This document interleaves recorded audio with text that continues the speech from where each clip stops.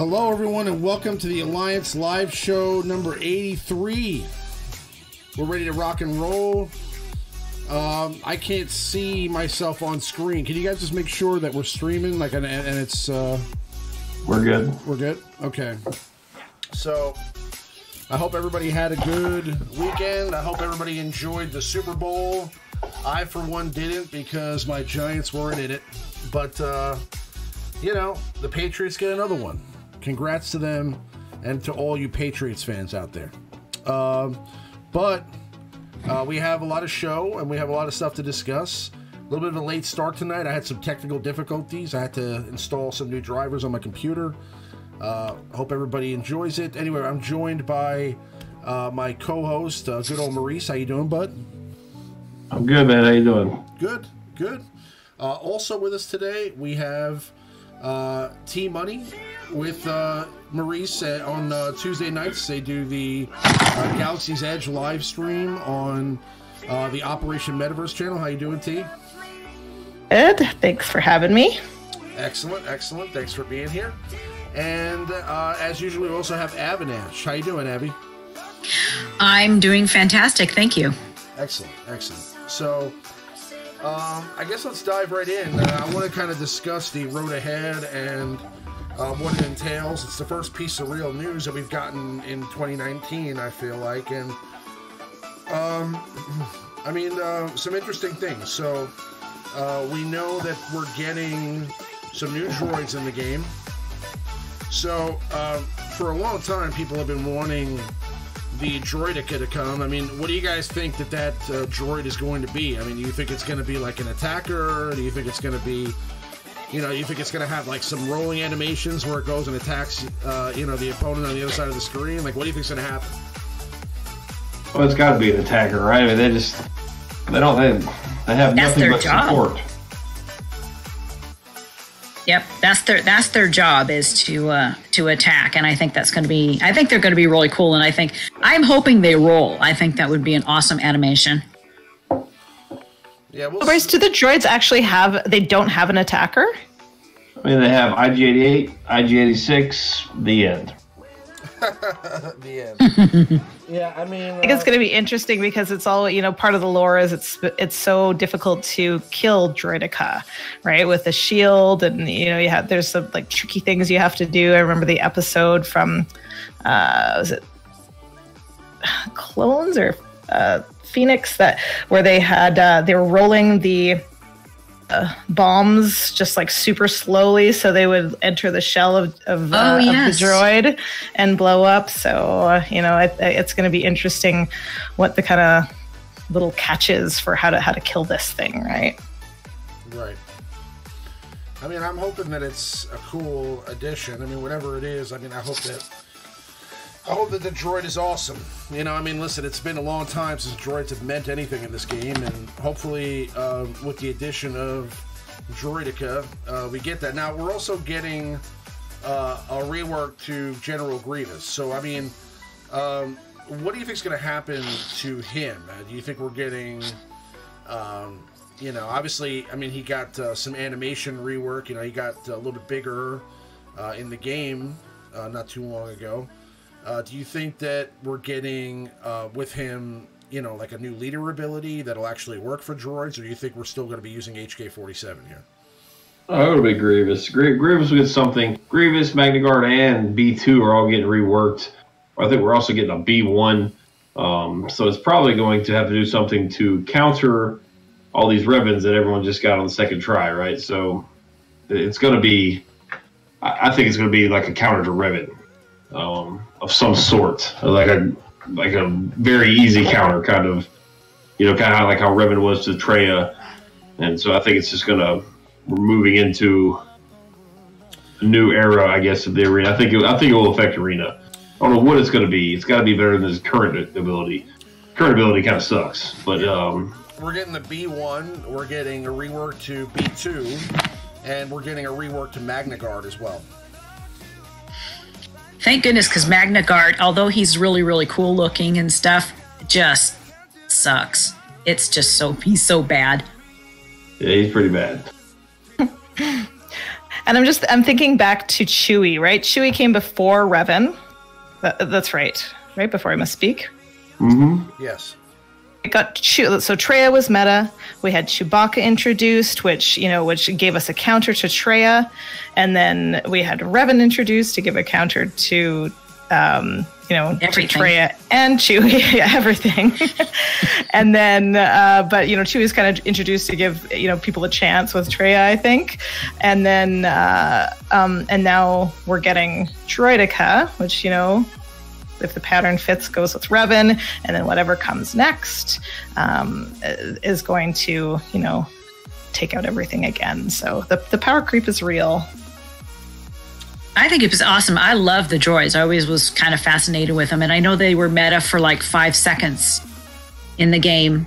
That was about all they lasted, but I'd really, really love to see them come back. And it'll be so nice to add like a totally different faction in the game that will just kind of be in the mix with everything else between Jedi and the Empire and Sith. So I'm excited about it. Yeah, we're also getting the Emperor's command shuttle, and he's going directly into the cantina. Yes. So, I mean, what do you think that means? I mean, very rarely do they give us just a throw us a bone like this. So, I mean... I think they're throwing it in the cantina because there's something else that's going to be released very close after that. A big ship, I think. I mean, obviously the Emperor... Well, what were you going to say, Maurice? I was going to say, I mean, since they're giving us since they're giving it to us for free, it's going to be like the ship equivalent of like Bodhi Rook, Magna Guard, Magna Trooper. Like it's oh, they're saying the game sound is on in game. The game sound is on? It's supposed to be, but just kind of light. But yeah, no, I have the sound on. Okay. Yeah, we want you to hear the action. Hear the attacks. But God, yeah, that I guess that means that those Sith ships, like a Sith ship event, is going to be like quick, hey?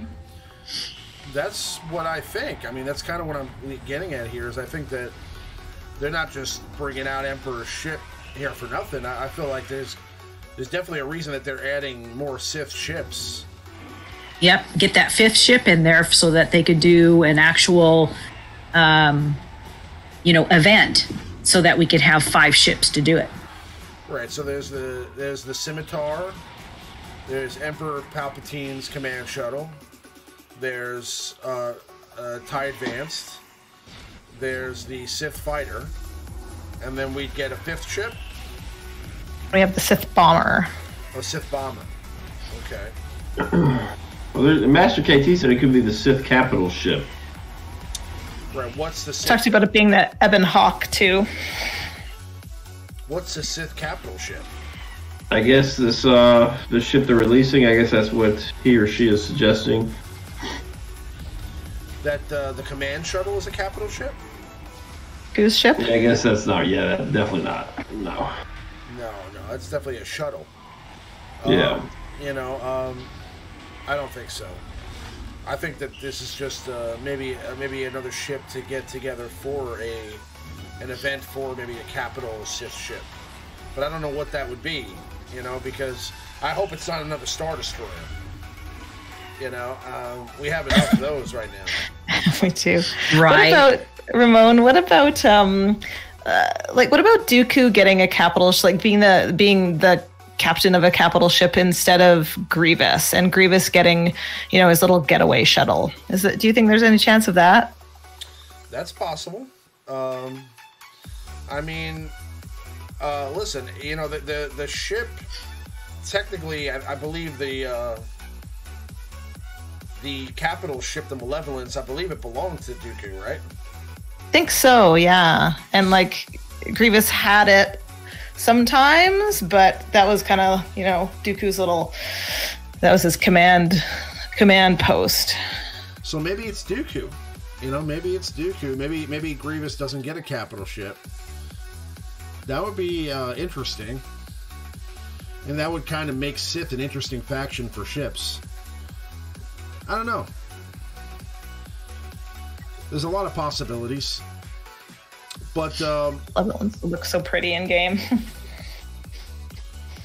Well, I mean, listen, would I rather have the Ebon Hawk? Yes.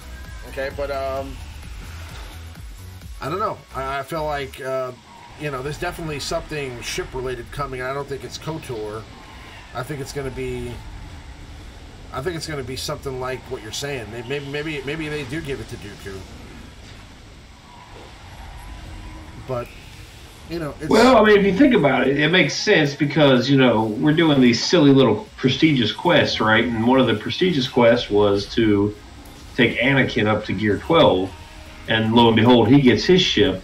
And on the Sith side, I think it's a Sith agent, the first Sith quest, you have to get Dooku to Gear 12 and do all this crap with Dooku, like finish off an absurd amount of enemies with Dooku and his... I'm like, why are we doing this with Dooku? So, I mean, if it's kind of makes sense, you know, that was awful to do that. I mean, Dooku hits like, you know, like I don't know, like a little ferret. He doesn't hit hard. It's really difficult. I had to do Galactic War for like 3 weeks of just like Trey Lead, Dooku, and Sith Trooper the whole way through, and like manually play it, make sure I killed all the characters with Dooku. That one was awful. I'm always gonna think of Dooku as a ferret now. Yeah, I know. I was just thinking that. A little white ferret. That looks like one of those little not ferret. good. Yeah, Dooku the ferret could be getting a capital ship. I don't know. He does hit like like a little princess, but I mean he's got like I don't know. He's got that Zeta that gives him back health and protection. So I don't know. I feel like in the right circumstance, if he wasn't so squishy and if maybe he got a damage boost at some point, he could actually be okay. He was great at protecting squads from cheese back when everybody put Trey on defense, right? Mm-hmm. You know, protecting from Magma Trooper and CLS to some extent. So a lot of guilds have him at Gear 12 already. A lot of guilds that were. Man, I remember for that. Sorry, guild. We made everybody do that. I remember back in the day, he, anytime you saw him on the team, it was like, oh no, because he would just come after you and come after you and come after you and come after you, just keep gnawing at you like a little ferret. Yes, but back in the day, yeah, he was meta back then. You didn't want to go up against him. Yeah, he had the whole dodge leader situation going on. But besides that, I mean, his counterattack, I mean, he was like a wizard back there. Just like literally, I mean, I remember like, for some reason, the Dooku that I would play, like when I was playing like an AI Dooku, he would like stun me and ability block me like every time he counterattacked, he'd be like stun.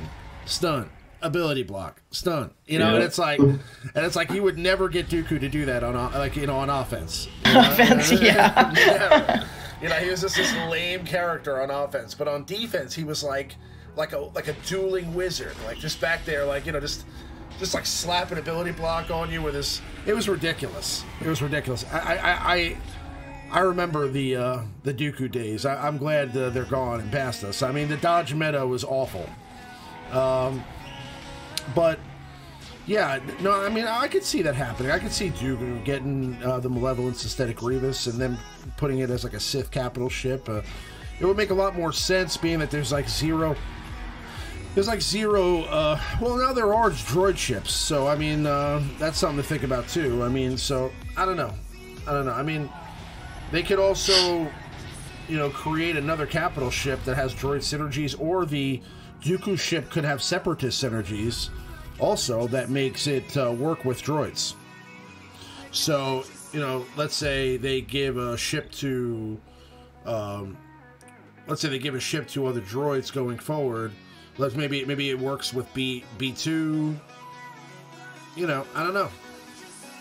I was trying to find like what droids, because when IG-88's ship came out, it said it has synergy with other droid ships, and there's not. So I went and kind of like looked and poked around and tried to find out, what droids have ships, and and really Grievous is the only one that I could find. Like there's it's actually a droid, but I think that the what's the ship called? The Malevolence? Little fighter ship. What you're talking about? Which ship are you talking about? Are you talking about IG-88's ship? Oh no.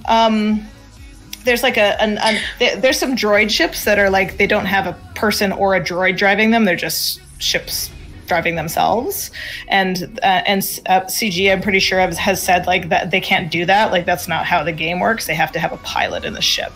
So there's not really droid ships other than like 88s and Grievouses. So who else is gonna where are they gonna come from? What do you think about the Ebon Hawk? About the Sith trying to like using the Sith to get the Ebon Hawk. Do you think that's a possibility? And the Ebon Hawk being a light side ship? I mean, I think anything's a possibility, yes, but just pick your brain about lore so that I don't have to, because I'm lazy. No, I mean, listen, it wouldn't be the first time that we've had to battle against a certain type of faction to get it to a certain type of ship. It doesn't really make sense to get Sith ships to unlock like a Sith capital ship. You know what I'm saying? Like it's why would we have to battle our own capital ship? I mean, I don't know. I mean, maybe I feel like it depends on how they do the event. Like, I mean, there are events where you are basically using like the characters that you've gotten to battle against the character that you're trying to get. Like, so you're trying to battle against Grand Admiral Thrawn to unlock Grand Admiral Thrawn, right? So, I mean, I don't know. I mean, do you think that they would have us fight against a Sith capital ship to unlock a Sith capital ship? No, like when you say it like that, it's like, I mean, they could put it with, like, Revan was with us, right? Revan was fighting with us. They could put they could put like a user character in there. Yeah. Yeah, like they could put like the user ship there, and we use that ship. But I don't know. I think everybody agrees that we need another capital ship. Oh man, yeah, we do. And I'm wondering about these coins and shipments. Like they're starting to drain our coins in all these different ways. I don't know. Anyway. Well, I mean, we keep talking about this, but level cap increase is coming. You know what I'm saying? And it's got to be sooner rather than later. I mean, I can't believe it hasn't happened yet. I can't believe the Road Ahead blog didn't even talk about it. Like, I thought to myself, like, first quarter this year, we're getting a level cap increase. Well, we need some sort. If we get a new raid, we'll get a level cap increase. That's usually. I mean, maybe I'm making it up, but it seems like the last couple of raids we've gotten, we get the raid, and then everybody's playing like the T5, T6, and then the final tier, the heroics tiered for like a higher level than what we are, and then we got to work towards that as part of it. It could happen. Probably within the next 6 months, I would think. And something small, probably like level 90. I don't think it's going to go all the way to level 100. Just a small little increase. Get that last piece for Gear 13. Maybe have it to where you can put 3 pieces on at Gear 13 to the characters. Just kind of keep it like that for a long time. Give us the next tier of slicing materials for these mods and take them to 6D or C or all the way up to 7 even. There's a lot of progression stuff left in the game that we haven't even tapped into yet. I have been saying that a level cap increase is coming for 2 years, Mr. Wonderful, and I feel like they keep making me look bad. Okay, because it's shocking me that this is by far the longest that we've waited for a level cap increase. Oh yeah! Oh my gosh! There was one with the tank raid, but there wasn't one with the Sith raid, and I'm wondering, maybe they didn't expect the Sith raid to be beaten so quickly by so many guilds. And so they're like, I guess we don't need a level cap increase. We'll just, pocket this for the next raid, I guess. I don't know. I don't know. I just don't want it to come at the that's been Rancor level cap, tank raid level cap. Like that's the pattern, but not with the Sith raid. I just don't want it to come at the wrong time. I mean, you know, when there is a level cap increase, I don't want there to be like a million other things to worry about too. Like I kind of want. Right. Yeah. Exactly. Wishful thinking, buddy. Yeah. There could be a little gap of like a whole week in which we might not have an actual something to do. So, you know, I think, you know, it'd be kind of fun if we had a little bet going as to when a level cap might happen. You get, for you newer players, you guys have not seen panic until there's a level cap increase. You know, like everyone was level 60, you know, 60, like everyone was level 60, and everyone's level 60 just hanging out, you know, just maintaining, and all of a sudden they bump the level cap to 65, then all of a sudden it's just a race. Just like spending needless energy just to get your characters to level 61 first in arena. Because it does make, you know, a small amount of difference. Makes it a little easier. And it was so hard to get gold back then. So hard. Yeah. Oh, yeah. It was like level up one. Like if you get to 61, like, you get to 61, you're like, yes, I did it. And you're like, you take one character up a level, you're like, oh, that's all I can do. Yeah. You know, but the other thing is like, now, because of how the scaling goes, I mean, getting to level 86 is going to take you like 3 weeks. You know, it's going to take not 3 weeks, but it's going to take a long time. And even when you get there, I mean, do you think that the scaling will be higher too? I mean, do you think like the amount of damage and the increase to the character will be significant from 85 to 86? It'll be a little bit. I mean, because when you level up, you get the strength and agility and the tactics, they call it now. You know, so every one of those stats affects each character differently, right? Like strength is typically where a lot of the physical damage characters get their damage from. That's where they get health and armor. And then, you know, the agility for the agility-based characters, that's where they get their damage from. And then tactics usually has to do with like special damage and resistance. Typically, it's different for every character, but you know, your strength goes up 10 points, so you're gonna hit a little harder, be a little bit tankier. In some cases, that might be enough to withstand that Yoda AOE, that Revan AOE. You know, just keep your characters alive for one extra turn. All right, let's talk about the quality of life improvements. So, did you guys read up on this at all? I mean, what quality of life improvements are we Oh, we're getting you can access. If you open up your character screen where it says buy data cards, that will be your squad management tab. Now, this is something I personally have been wanting since probably they came out with squad loadouts. Like, there's no way to currently access your squad loadouts without like starting an activity, whether it be squad arena, cantina, whatever the case may be. Right. So you can do that now. I know me personally, every time, like I do all my energy, some of my stuff, do my arena battles. And then I want to start messing with my loadouts, and I have like no energy. Like I can't look at my squad loadouts because I don't have enough energy to like. I don't have any arena battles left. I don't have any Galactic War. Mm-hmm. So it'll be nice just to access those. That'll be cool. So you can look at your squads right there instead of buy data cards. Okay. Mm-hmm. Yeah, it should say, you know, something like squads or loadout, whatever it might say. That's what I'm excited about the most. They did some other stuff as well. little things. Let me see here. I'll open up the forum post myself.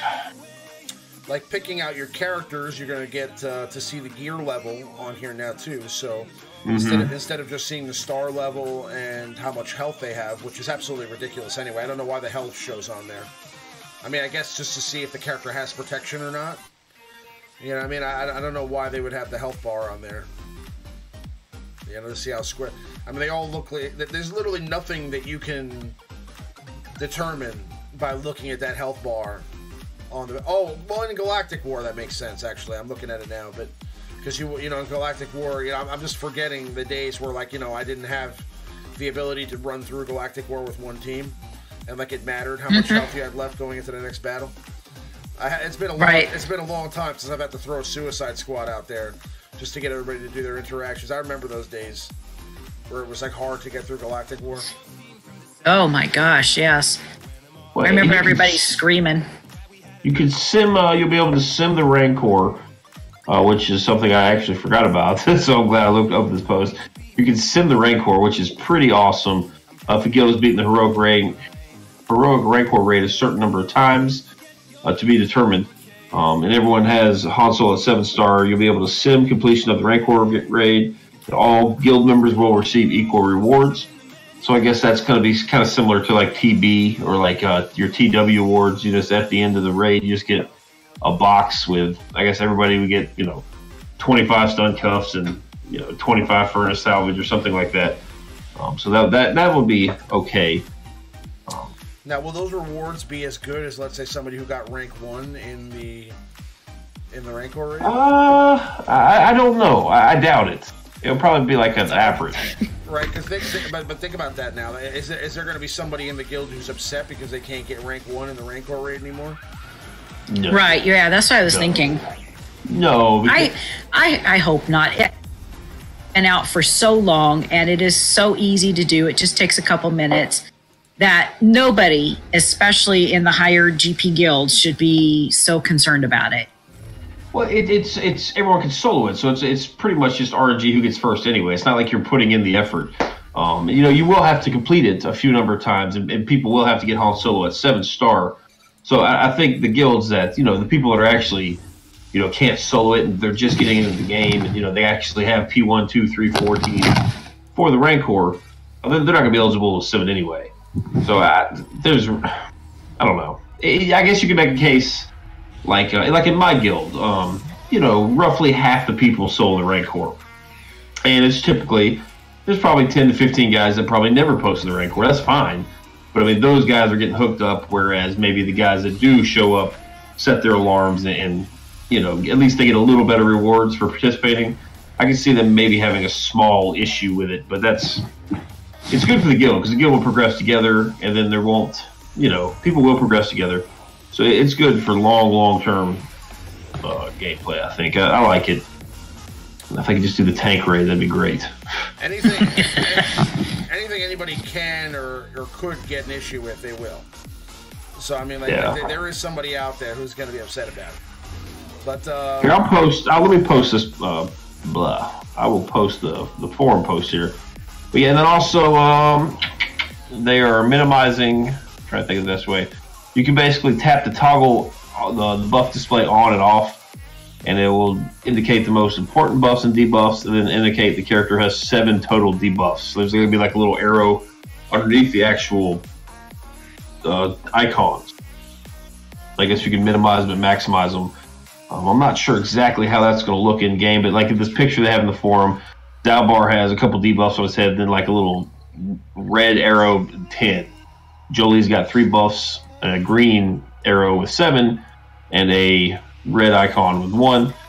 I guess you're not going to know which debuffs you have if there's a ton of them, which could be irritating. We'll see how they handle this. This I don't know how this is going to go over, but yeah, right. It kind of is confusing. Like I don't know. Like, I think it'd be more. I understand the issue. I mean, like, there's times where you're like sitting there with like a Revan team versus a Revan team, and you can't even tell what debuffs are on the screen. It's like just a cluster of nonsense out there. Like, you don't know what buffs you have, what buffs you don't have. It's not even about. You literally have to sit there and just like dissect. And then sometimes the buffs of the person behind somebody are being blocked, so you can't really see what they have.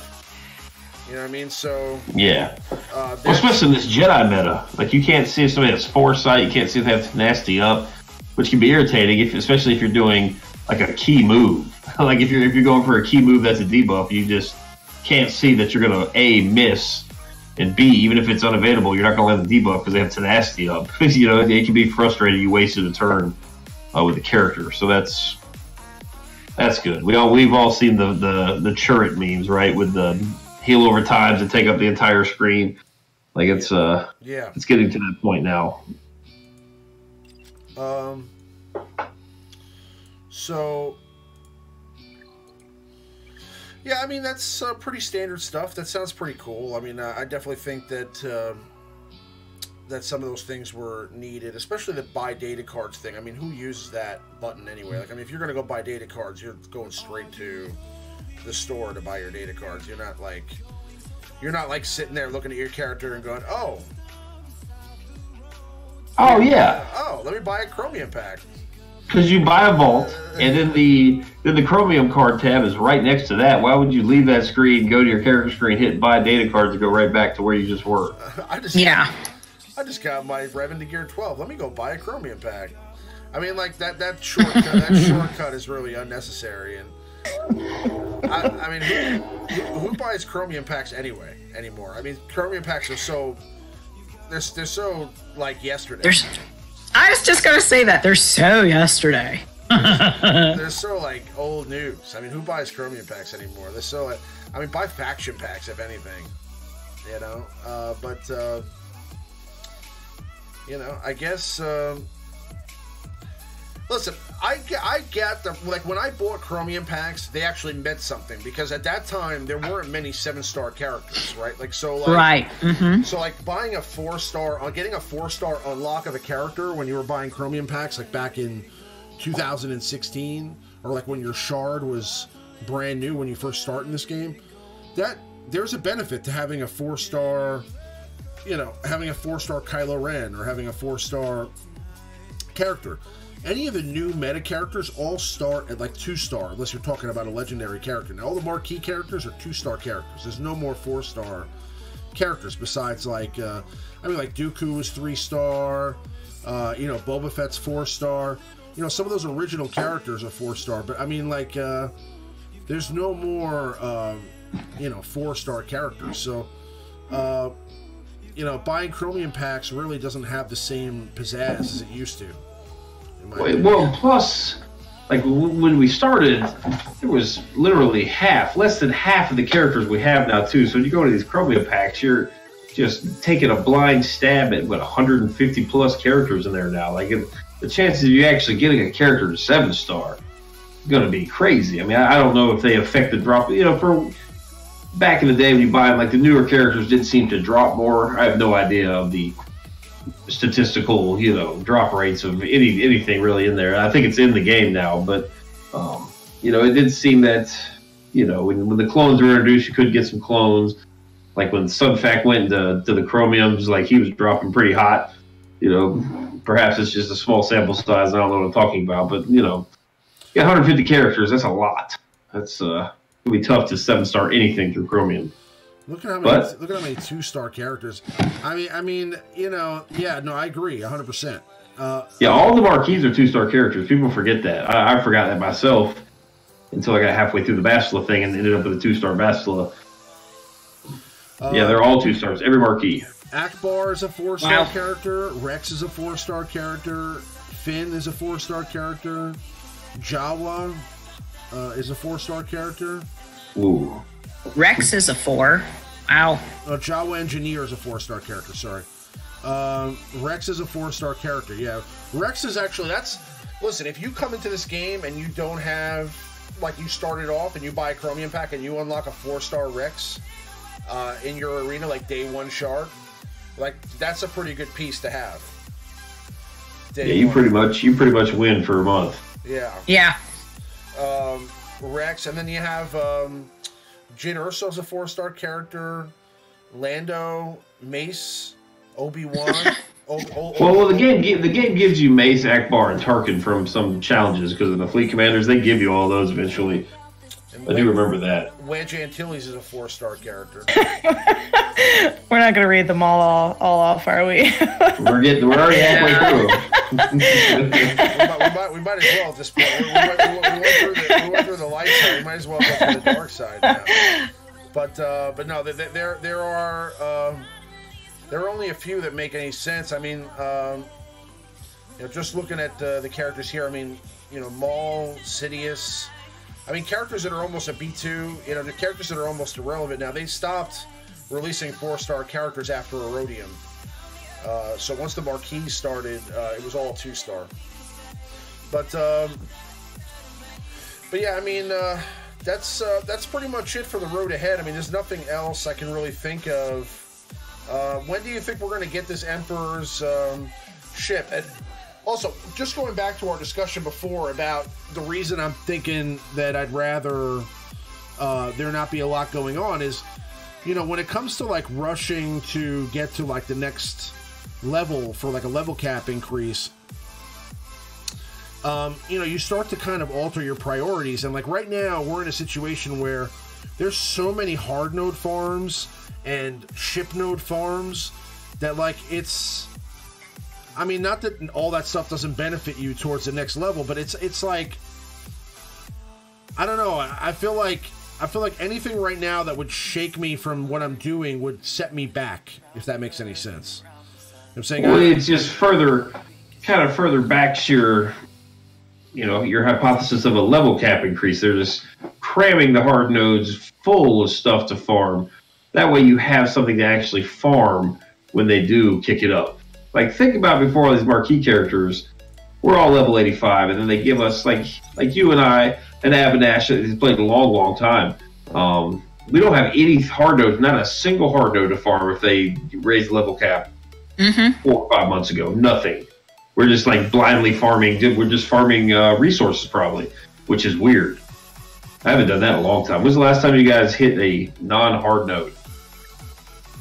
I haven't hit a non-hard node in forever. That's what I'm saying. Yeah. Like, do you ever farm gear anymore? No. Oh yeah. I get. I have nothing else. I have nothing else but gear to farm. Oh, you have all the hard node characters. Yeah. Well, listen, that's good for you. Okay, but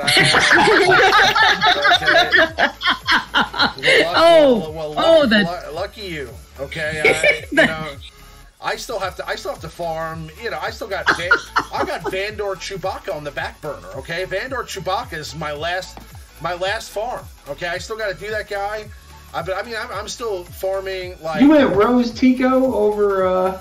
No, Rose Tico stuff, but now they have all these ships here. I mean, I don't have any of these ships done.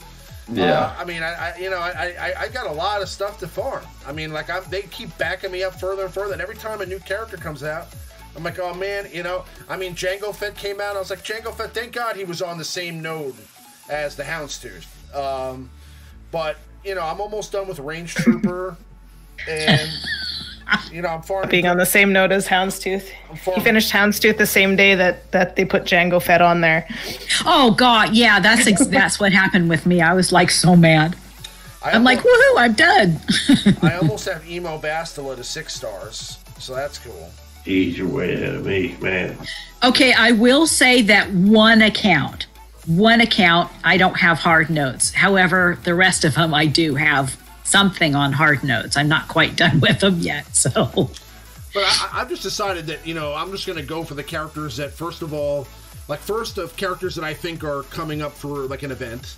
And then, you know, behind that, I'm farming characters that I want. And that's it. Like, I mean, so I'm farming Range Trooper just because I like Range Trooper. And I don't care. Okay? Because Range Trooper's awesome. So. Oh, I love Range Trooper. I mean, so that you know, that farmer Range Trooper, he's not going to have any bearing on my life or my existence whatsoever. I'm probably going to have to wait to gear him up for like 6 months anyway. But I mean, you know, Range Trooper's there. But yeah, I mean, it's just you know, going priority wise, it's kind of tough to decide nowadays which way to go, because you know, you got to go, you want to try to catch the meta, you want to try to catch upcoming events, and you know, I mean, sometimes you know, the writing's in the stars and it's easy to see. I mean, like, you know, when those KOTOR characters came out, it's 5 characters, you know, there's something coming, farm these characters. Plus, I liked all those characters, so that's great.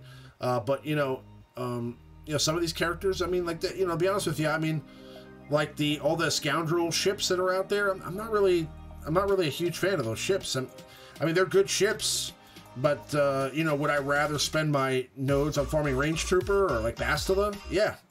So that's why, you know, I don't have a Millennium Falcon right now. You know, but that's how it is. Anyway, that's it for the road ahead and the news. So we're going to move on to our meta report for the week. And let's dive in. So, as you can see, a massive change in the meta report since Jedi Knight Revan's event has returned. We did have... you know, some Treyas out there that were, you know, kind of holding down, and really Treyas seemed to be coming back for a little while there. It looked like a lot of Trey, like people were starting to use Trey again with Dark Bastila. But Revan now is the entire world. I mean, he is literally. Let's see here. There are 3,000. There are 4,000 Revans in the arena at rank 1 now, and only 895 Darth Trays at rank 1 now. So, I mean, he has completely overtaken the pie, and has also knocked out a lot of these Commander Luke Skywalker teams. I mean, CLS has taken a hit. Trey has taken a hit. You know, we still got 3 Grand Moff Tarkins holding on there at rank 1 all the way at the end. God bless you guys who are running Grand Moff Tarkin at rank 1.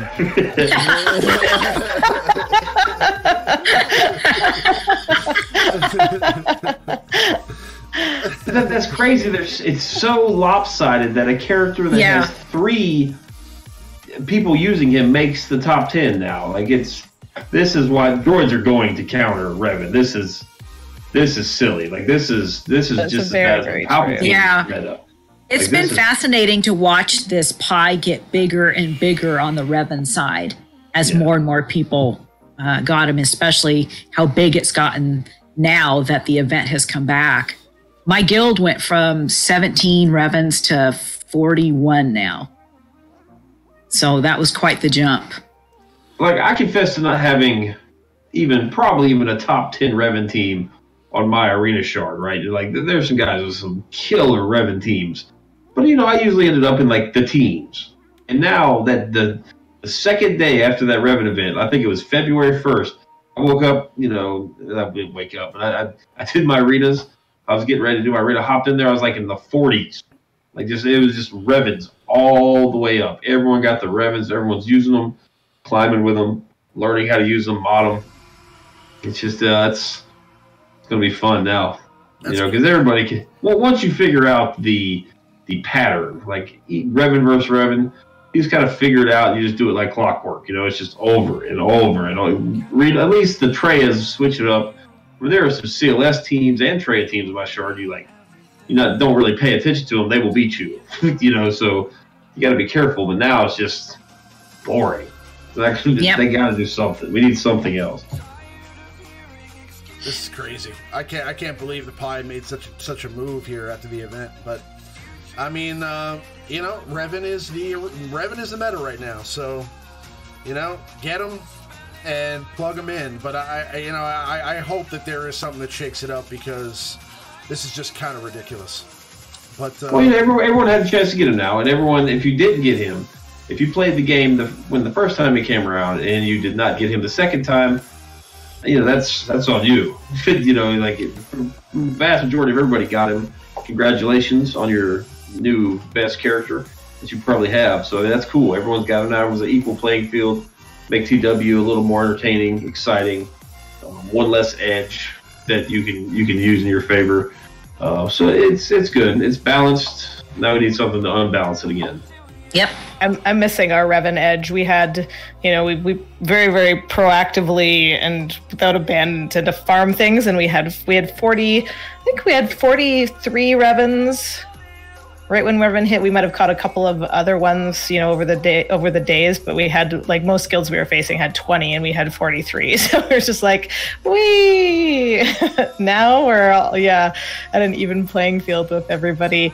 Plus, all of the players who have been fighting Revan in Arena for the last 3 months have a massive advantage, because lots of the Revan players have been, you know, lazy and have not developed Revan counters.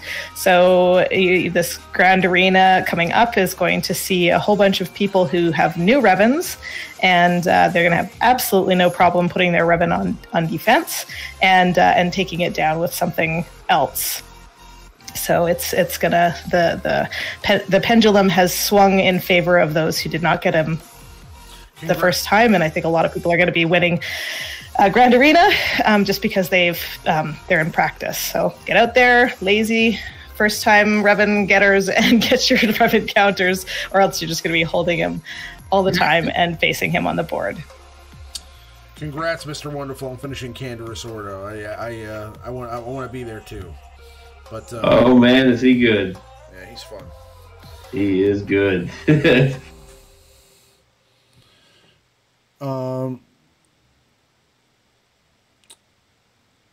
Well, Neo Venom, I think what Maurice means is that there's been enough time now that since the last Revan event, if you've been farming, even if you have lousy RNG, you know, you have to prioritize this character because, I mean, he was somebody that's so important to Grand Arena, to TW, to, you know, a lot of these other areas in the game where, you know, you should have prioritized farming, you know, Bastila and these other characters over the last 3-4 months to get them there. So even if you, you know, weren't necessarily, you know, able to get them the first time, you know, by now you should have been able to get at least close enough to getting these characters to 7-star. I mean, it's been, I think, long enough now where even if you're just using your crystals from Arena every day, that you can do it. But you know, obviously, it's a little bit harder. It's a little bit harder if you're not placing well in Arena because of the fact that you don't have Revan. So, you know, it's one of those things. You know, I mean, you know, obviously you got to find an alternative, and then you're putting your resources somewhere else too. So, I understand. But either way, if you haven't gotten them yet, or if you're not going to get them this time around, just keep farming. And when you do get the next opportunity, I'm sure the opportunity will come back even sooner this time. So probably, you know, I'd say in the next 3 or 4 months, maybe 5 months, I'd say at least 3 or 4 months, he'll come back again. And, you know, you'll be ready for that one. But let's move on to our top 10 squad members at rank 1. So now Revan overtakes Grandmaster Yoda as the #1 squad member at rank 1. Grandmaster Yoda moves to number 2. I mean, still a dominant Jedi meta here. I mean, look now at how much of the pie is taken up by the Jedi. I mean, it's literally almost equal pieces, right? I mean, so 3,900 Revans, 3,900 Grandmaster Yodas. Pretty much everybody that's running Revan is running Yoda with him. I want to know what those 6 people without Grandmaster Yoda are running.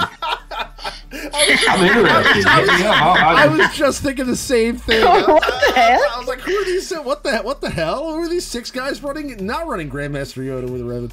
Yeah, those are 6 like massive whales on like a day 1 server that haven't had the chance to get Grandmaster Yoda from the event yet. It's got Revan there just spanking their shard. Oh, I wonder what. I'd love to pull my Yoda off for my Bastila team. I'd love to do that. That'd be great.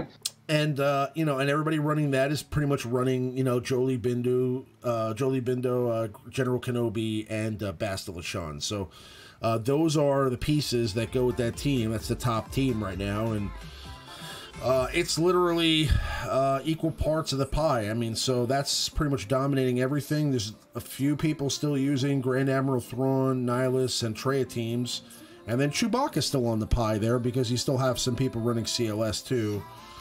So, I mean, you know, we'll see how this shakes out. I mean, this is also not a true final number here because there's a lot of people that have unlocked Revan over the last few days that still don't have him ready to be in the arena yet. So he may not be, you know, Gear 10, Gear 11, Gear 12 yet, and they're still running their original team. They're still running Traya.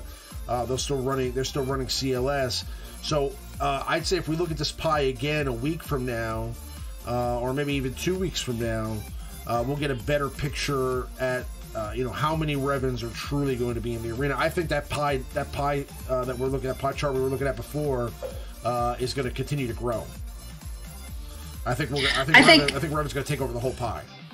I think it's fascinating that, you know, like you said, that the even pie with Revan and Yoda, Bindo, Kenobi, and Bastila are all kind of equal. But if you look at the Sith side, all those pies are pretty even itself too. Much smaller pies, but they're pretty even. Yeah. So you know that's definitely cool. Yeah, it is cool how it works out like that. I mean, it's pretty much the same, you know, people. These are their squads, you know. So yeah, no, that's how it's shaking out right now. We'll have to continue to keep an eye on it and see how things, you know, work out over the next couple weeks and see how many Revans we truly have at rank 1 in probably 2 or 3 weeks from now. But let's move on to our ship part of the meta report. And this one I just wanted to pull up because I just wanted to show you how many leaders are now using Home 1 as their leadership? And it is everyone. It is staggering. It is staggering to see how many Home 1s are. Holy that's gonna change too, moly! Right? Wow. The poor endurance. Poor General That was the meta for 20 minutes, I think. It'd be interesting to see the number of players that have like Gear 12 Plo Koon a month ago. How many of those players are still playing? Like they take their Plo Koon up to Gear 12, like, yes, I got my endurance fleet ready. Then it's like, like everything you worked on, Fives, Plo Koon, Mace, all these characters that really aren't good anywhere in the game. You get them all ready for your fleet team, and then it's like, you have become the easiest team to beat now. You know, it's kind of like you are the weakest link. Goodbye. Like he's been waiting. Mace has been waiting and waiting and waiting. All these clone ships have been waiting. They get their time in the sun. Rex's ship is actually viable.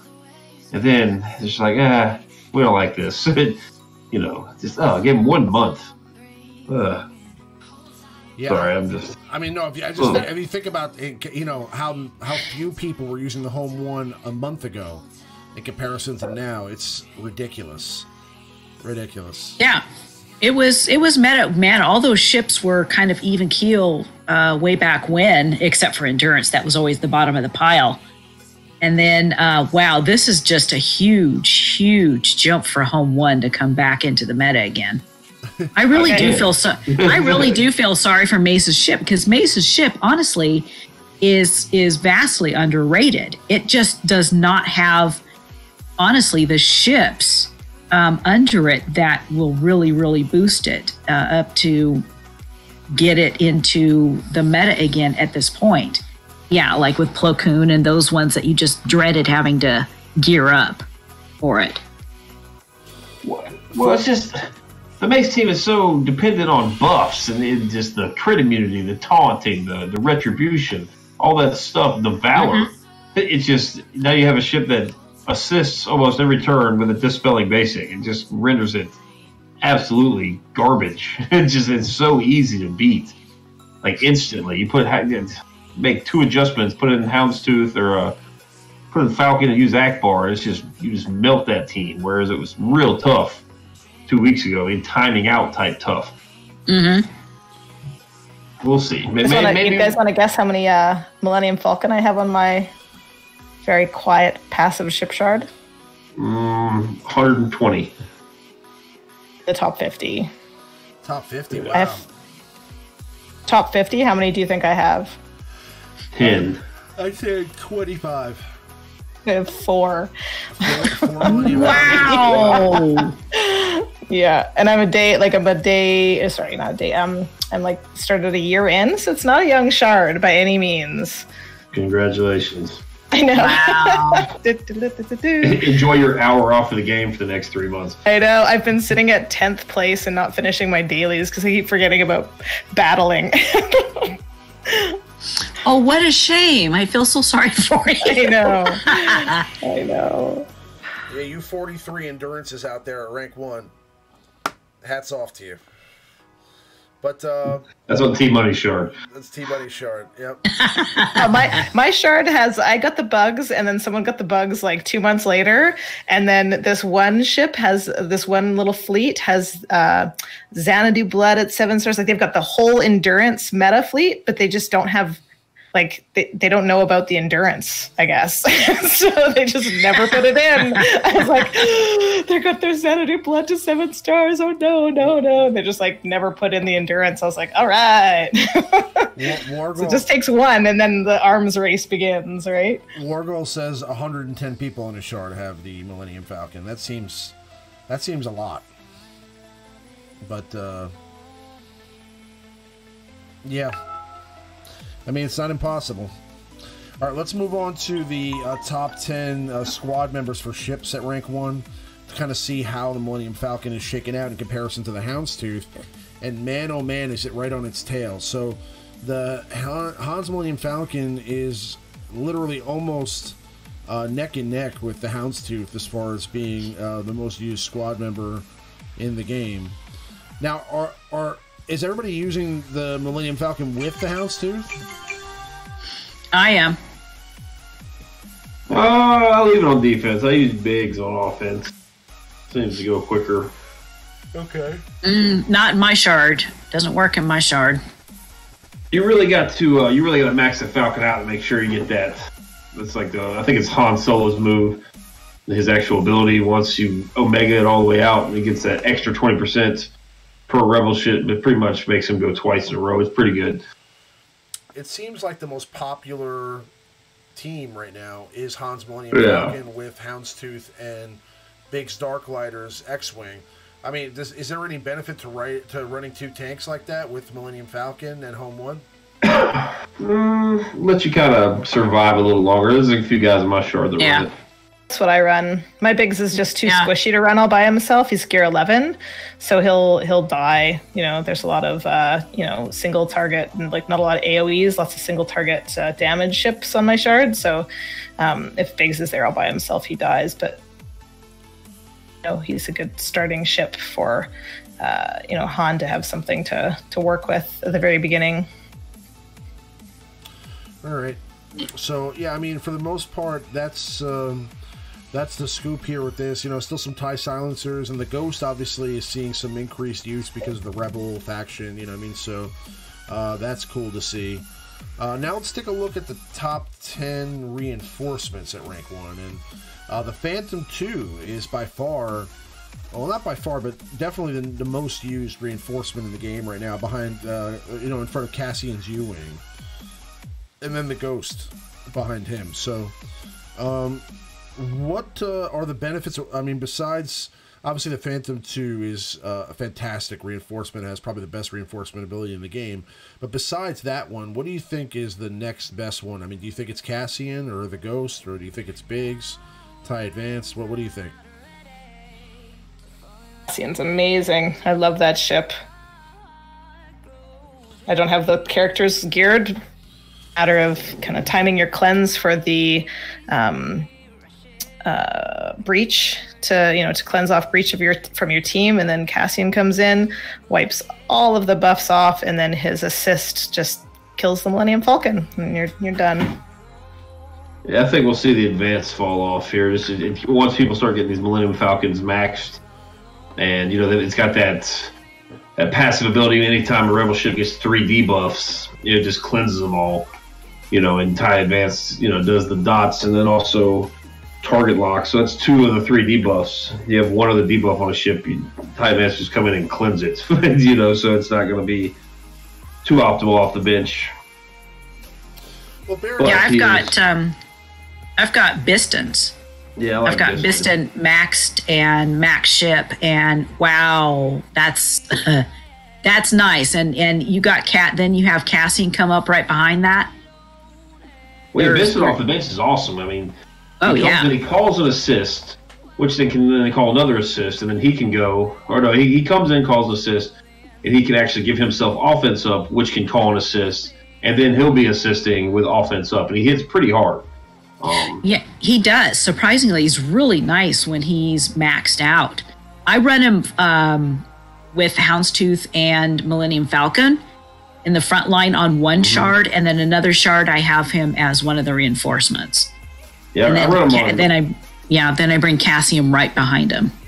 Yeah, he's good. It's a good ship. It's just not very feasible for the masses. I mean, you got to have Biston and Scarecrow Pathfinder, 2 of the absolute hardest characters to gear in the game, that don't really have much, overall use in the game. They have like little small spots, so you gotta get real crafty, and they're rebels, but I mean they're really not the best rebels. So I mean, but these are Maurice's favorite characters. So I love Pathfinder, and he loves Biston. Yeah, I do love Biston too, but yeah, so. I guess the majority, seem to be the Phantom 2, and I mean, that's really the way to go. Now, there's 2 different types of day 1 here. I mean, when you talk about day 1 shards, even if you started, like, let's say, 6 months into the game or a year into the game, you still were playing before, like a year before ships came out. So, if you were here before, if you were here for day one ships, you should still be able to have a pretty competitive shard. It just depends on, I guess, kind of, the luck, because, I mean, it depends on how many whales you have on there, and, some people are, like, late bloomers, I mean, I've noticed a lot of players that don't necessarily spend any money on the game at first, and you kind of see their name up there in the top 100, and then all of a sudden, out of nowhere, like, a new character comes out that they're interested in, and they got a 7-star Enfys Nest day one, you know what I mean, like, as soon as the character came out, and it's like, this person has never spent any money on this game, and all of a sudden now they just decided to drop a boatload of cash on one character. So, every shard is a little different. But let's move on now to our top 5 for the week. This week we're doing top 5 underrated characters in Star Wars Galaxy of Heroes 2019. So there are some characters in this game that aren't necessarily the most used characters, aren't necessarily meta, but they're underrated in that they have a lot of value in other areas of the game, and they can also have, some nice benefits in, let's say, territory wars, Grand Arena, some characters that you wouldn't think to necessarily use all the time that can be beneficial to you if you decide to make the investment. So who do we have here at number 5, Maurice? Well, I tried to be non-Homer-like, so Scarecrow Pathfinder did not make this list, but Captain Han Solo is number 5. He's got a daze on his basic attack for 2 turns, and it cannot be resisted against, the Empire can't resist it, which is pretty nice. So if you're facing Empire teams, like you mentioned, TB, you don't really need any potency whatsoever on him. He's got a very good heal, lots of self turn meter gain for himself. But he's got a very good heal, 40% max health heal. And they can give protection up as well when you put the Omega on it. And it's got a very long cooldown of 10, but it can be reduced a lot if an ally suffers a debuff. So again, it's going to be very good versus Empire. And then he also has a revive. He has a revive. Now it's an awful revive if your character is not a rebel. It's 1% health. But if it is a rebel, they would get revived at half health with half turn meter. So that's very, very nice. He's much like his raid counterpart. He has crit chance and crit damage uniques in his kit, like just passive buffs. At the end of his turn, if you put the Zeta on him, which is not recommended, you probably should not do that. But he does get max attack health, which makes his heals even more beneficial. But he is a scoundrel and he is a rebel, so that makes him very, very viable on multiple teams. He's very good on a Kira team. He's very good on a CLS team. Obviously, he's very good on a Jin team because he does have a daze on his basic attack, which is a debuff that can't expose. So you put him with Chirrut and Jin. You've got 2 revives and a heal over time. You've got yourself a very annoying team, a very durable team with, leftover rebels. Jin, Chirrut, Baze, Captain Han, X. So you got yourself a viable team for TB and maybe some cleanup in territory wars. Yeah. Squishy at gear, it's still squishy at gear 12? Not so much. He's got health pool maybe 30k plus. So I think, let me see what gear he does get. I like him a lot. I took him to gear 12, and I have not regretted it. I think he gets a med pack at gear 12. He's got armor plating. He's got armor plating and multi-tool, and a data pad at gear 12. So.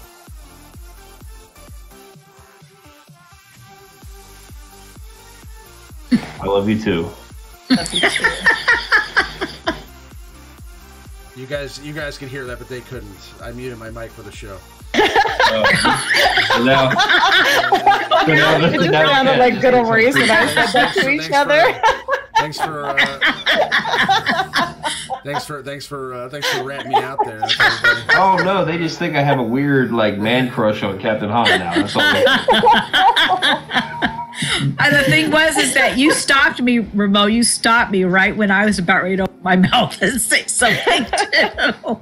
Yeah, Carry on. So my also Captain Han. My son came to say hi, and I muted the stream for a second for that, but so sorry. So moving along to our number 4 character, we have Aura Singh.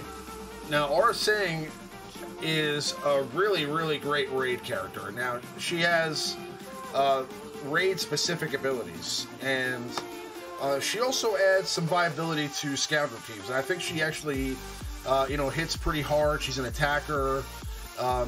She's got a leader ability, which I think it wouldn't be really recommended for anything.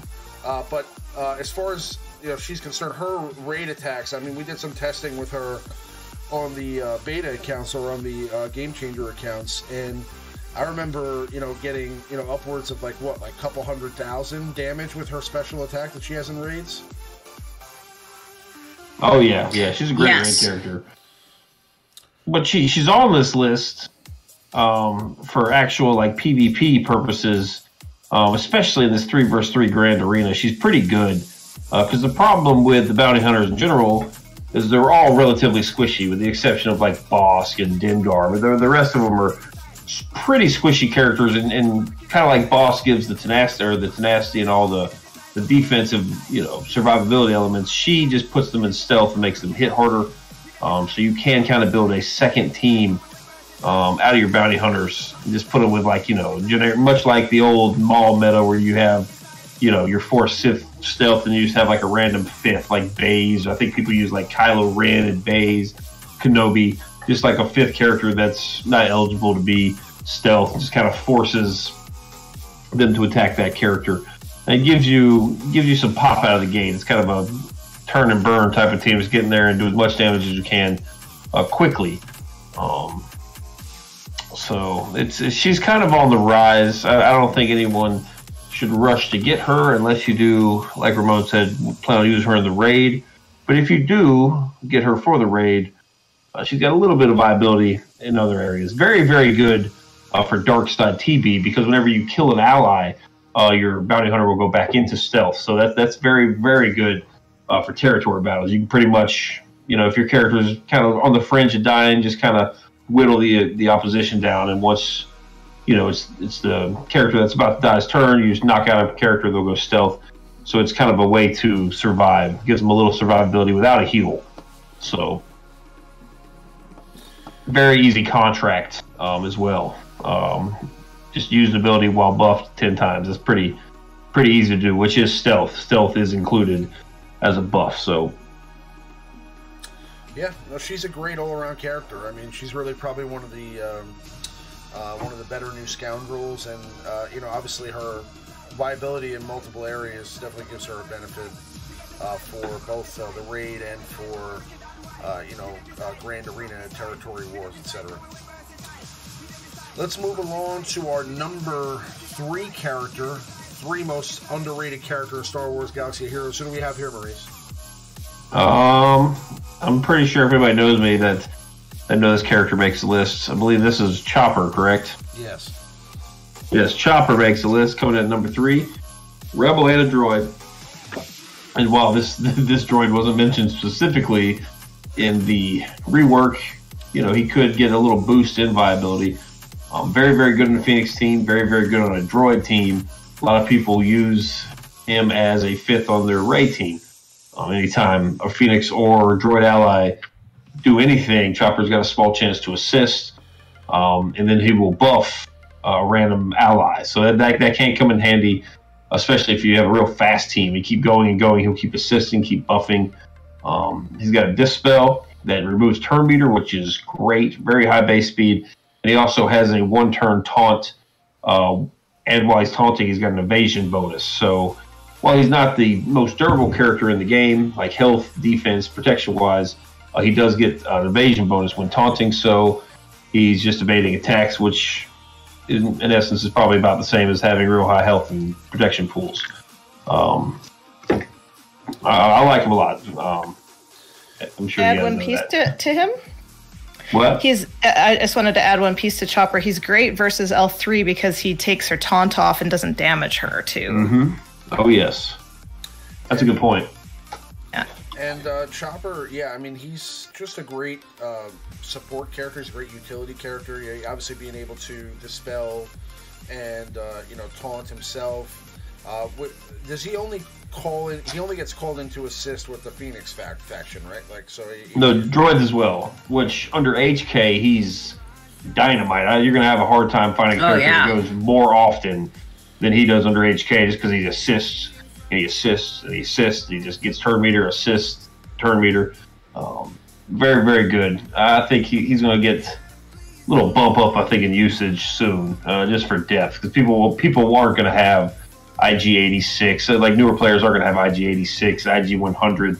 But they will have Chopper because he's a Phoenix. So, I mean, he'll be a nice little substitute in while you maybe develop some of these other characters that are getting, tweaked. So. Right, and, being that... he's a droid and he's a rebel. If you have him on a droid squad with C-3PO, he'll also expose on his basic attack. So, oh yeah, for sure. And again, that's a lot of exposes he can generate, so that's pretty cool. Yeah, it's a pretty interesting character, and as they add the new droids and rework some of the droids that are in the game. There are a few characters like him that will see an increase in viability, even though they're not getting a rework per se. For example, L3 I think will get more use, and also T3 from the Old Republic faction will also get more use because I think T3 is a fantastic character. T3 would be fantastic, yeah. So that's. Yeah, I was tempted to actually put T3 on this list. It's just a little early. We got to see what happens with these droids because it's. Unfortunately, it has no synergy with Old Republic. It's strictly droids. So, unfortunately, but yeah. It'll be fun to see. But that's our number 3 underrated character in Star Wars Galaxy of Heroes. Moving along to our number 2 most underrated character in the game, we have Aayla Secura. So, Aayla Secura is actually a fantastic character for a Jedi team. She gets called into, gets called into assist, or she calls other allies into assist when she attacks. That's with her basic or her special, anytime she attacks. And she has the ability to stun with her basic attack. Now, she hasn't really seen any, love in the game since she first came out. So she was originally a Chromium character. And was definitely a nice option, with the Qui-Gon Jinn team back in the day. Obviously, now that the Jedi are back in the meta again, if you have a Gear 12 Aayla Secura and you have her modded correctly, she can be a nice addition to the team and be another component that you add on there. If, let's say, you want to use her for Territory Wars or Grand Arena, you can use her as a person to put on that Jedi team so you can save characters like Bastila for a separate team. So she's definitely a great all-around character, and definitely somebody that has some viability right now, specifically being that the Jedi are so dominant in the meta. She's a powerhouse. She's my favorite underrated character. I love her to death. I kind of ignored her way back in the old days and stuff, but once the Jedi started popping their head out of the rabbit hole, I started looking at her a little bit more, using her a little bit more, and I love her on a Revan team. I think she works better on Revan than she does Bastila. On a Revan team, man, she has that assist, and she's kind of tanky too. So, and then she does that stun, and she's good. I love her to death. Yeah, I made a video about her a little while back, combined with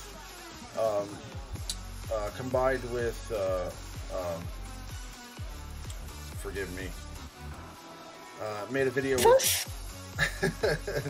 I made the Visos? Visa Smar, yeah. So there's some interactions she has with Visa Smar where, like, if you're fighting against a Sith team specifically, she can call in Jedi to attack and then call Visas in to attack, and it becomes like this, just this series of call and assist attacks because she called in an assist, and then Visas attacks twice also because every time somebody attacks a Sith character, Visas assists as well if you haven't saved this. So it's a pretty interesting combination if you put them together also.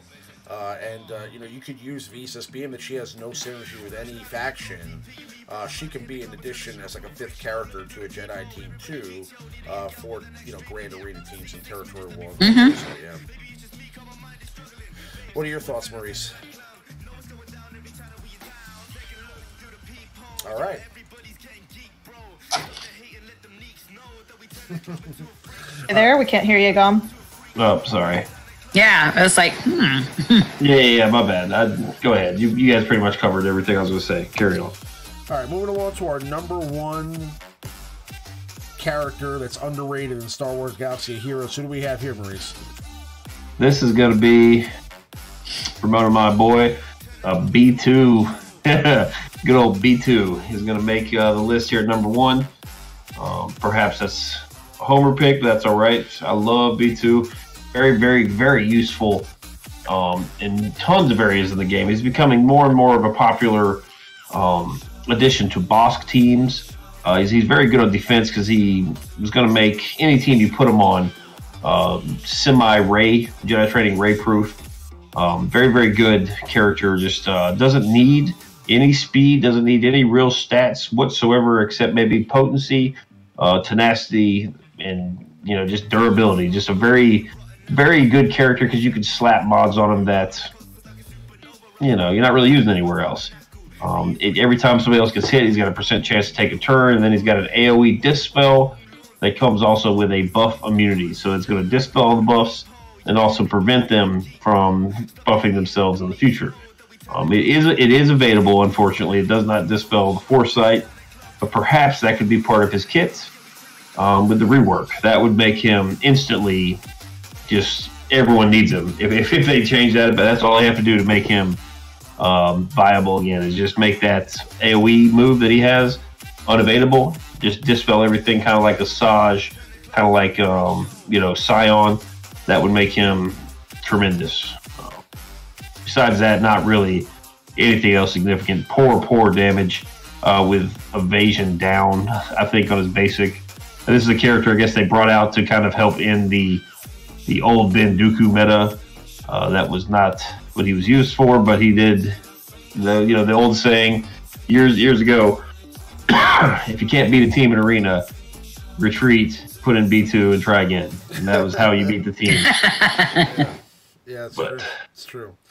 B2 has a ton of viability in some teams in TW. He's a great addition if you want to get through certain teams that have tons of buffs. I mean, he has the ability to basically dispel everybody. He gets turn meter, or he has a chance to get turn meter whenever an ally's attack. He's somebody that also could see an increase in viability here with the droid faction getting a rework, and General Grievous specifically, because he might have both synergies with Grievous as a separatist and as a droid, so he could get double bonuses if they do make some interesting changes to Grievous's kit. We'll have to wait and see how that works out, because he is both a separatist and a droid, so we'll have to see what happens. But I think B2 does add a lot of options for you, being able to dispel all these buffs that the Jedi have. Yeah, I agree. The foresight is definitely a problem, but the fact that he has the ability to get turn meter, or has a chance to get turn meter on, whenever an ally's attacked, if he just had a little bit of a boost in damage, I think he'd be one of the best players in the game. So, he just doesn't really hit hard with his basic, and that kind of hinders, his viability. I mean, evasion down really isn't an important thing that much right now. So, again, if they made some slight changes to him with his basic attack, gave him a little bit more damage, and let him have, maybe a different debuff that he sticks on his basic attack, I think he could be, really interesting. And we'll have to see, what happens, because he's going to be getting a rework. So, based upon, what changes with him, he may be one of the better characters in the game in the next couple weeks. So we'll see. But that's our number 1 most underrated character in the game. We do have an honorable mention as usual. And our honorable mention this week is Night Sister Spirit. So, Night Sister Spirit is, probably, one of the lesser used characters in a Night Sister faction, but I don't really understand why, because I feel like she adds a ton of benefits, and I don't know. I mean, do you think that there's a benefit to having her instead of Night Sister Zombie, or do you think that you would run her instead of, let's say, Night Sister Acolyte or Night Sister? Night Sister Acolyte. Talia. I would replace her with, say, Acolyte if I was running the standard team. Right. So you run Night Sister Zombie, you run, like, let's say either a Mother Talzin or an Asajj lead, and then you run Daka, Spirit, and Zombie. Daka, Spirit, and Zombie. Gotcha. Yeah. That's what my Revan counter is Talzin lead with Ventress, Daka, Zombie, Spirit. And she's there for the dispel and the stun, and she can drop big damage. Sometimes she'll do like 30 on her 40 on her basic, and 50, 60 on her special. She's cool. She's also excellent in taking down Savage and Kylo Ren. If you get stuck with trying to get those two down, you put her on the team, you got a guarantee win with that, because she just kicks their butt. CLS too. She's good taking down a single CLS. It's hard. She evades a lot, and she's just a great overall character. I like her a lot. Yeah, she's just kind of the only reason she makes this list. She's going to be the 6th Night Sister, right? Like, everyone farms Night Sister teams for, the raid, and she just isn't on the raid team. But she is going to be the 6th Night Sister, or even the 7th or 8th, whatever the case is. But she is probably the best 5th for, especially like you guys mentioned, for a Talzin lead. 100% needs to go on that Talzin lead team. Removes turn meter on her basic with speed down. So that's pretty awesome on a basic. She removes turn meter, adds it to herself, and then has a chance to inflict speed down just on a basic attack. And that's if you're running a Talzin lead coming from the grave, hitting for big damage, removing turn meter, and then putting speed down. Even if she doesn't kill the enemy, that's going to help you out tremendously in finishing off that team. So very, very good character. Except if you're waiting for Kenobi to finish taunting. You're just like, stop removing his turn meter. Yeah. So, yeah, I mean, she's definitely a great character, and she's also the first, like, spirit/ghost character that we have in the game, so having her in here leads me to believe that at some point down the road we'll eventually get, Force Ghost characters. So I'm hoping that we eventually get, like, a Force Ghost Yoda, maybe a Force Ghost Anakin, or, who knows? I mean, we could get a Force Ghost old Ben, and that'd be kind of interesting. I don't know what they would do, or how they would incorporate that, but I mean, if Night Sister Zombie, if Night Sister Spirit can inflict damage, and Yoda can, in The Last Jedi anyway, shoot electric bolts of lightning down from the sky, then anything is possible. So that is our top 5 underrated characters in Star Wars Galaxy of Heroes, and our top 5 for the week. If you do like that kind of thing, please do smash the like button. Please do like the video. It does help our channel a great deal. And also, click the bell icon for notifications when we go live. We're going to move on to some more gameplay here. And while we do that, we're going to go through our Q&A segment of the stream. Now, we're going to have to keep it a little bit short because we're running a little bit late here. So we're not going to do a 2-hour Q&A segment here, but any questions or topics that you'd like to have discussed on the stream, this is typically that time where you can type that into the chat if you haven't already, and we will get to those topics and questions now and discuss your most interesting questions. So, Maurice, do you have anything set up already? Yeah, this one just came in, but I'll ask it now because it's still kind of relevant. Because we just talked about Spirit. This Piano Jonathan asks, Spirit better for PvP, Talia better for Raid or TB? So yeah, Spirit is going to be better for your PvP teams. Talia is going to be better definitely for the Raid. And TB, I guess, it depends. If you run a Saj lead, Talia is probably better. If you run Talzin lead, Spirit's probably better. But in TB, whatever 5 Night Sisters you have are probably going to do the trick. So just keep working on them. Anybody have a different opinion? TB, that'll all come, eventually. It's a mistake that I made in the beginning. I'm like, I'm Zetaing Qui-Gon Jinn to help my guild. Don't do that. Just, ride the coattails of those around you if you're like lacking a little bit, and just, the stars will come. The rewards are not that different between the stars. No, I agree with what you're 48 saying. stars in our guild. And have you guys gotten a full crafted piece? I talked to someone from Team Instinct, I think it was Warrior actually, who said they still hadn't gotten a freaking full piece, and they've been getting 48 stars for months. So it's really not a big deal. We've yet to get a full piece in any of them. I've never gotten a full piece. Never Gotten a full piece. Oh. And I agree with what Maurice is saying. I think that Night Sister Spirit is better for Arena, and Talia is better for the raid. That's basically the way it works. Mm-hmm. All right, let's see what else we got here. Going back to the beginning of the stream, we have a question from Stonewall. I want to make 2 Jedi teams, a Revan team, and a Bastila team without Xeris or Ayla. So 2 Jedi teams without Xeris for Ayla.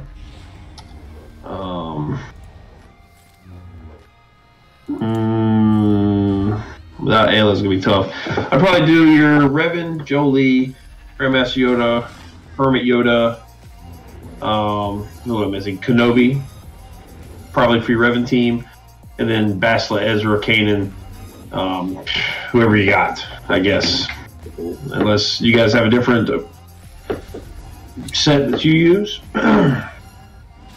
Well, somebody who you don't really think about too much that I think could be talked here about is you're talking about like 2 separate Jedi teams without using Ayla or Xeris, right? Yeah. Mm-hmm. So yeah, I think that's you could run a pretty decent team with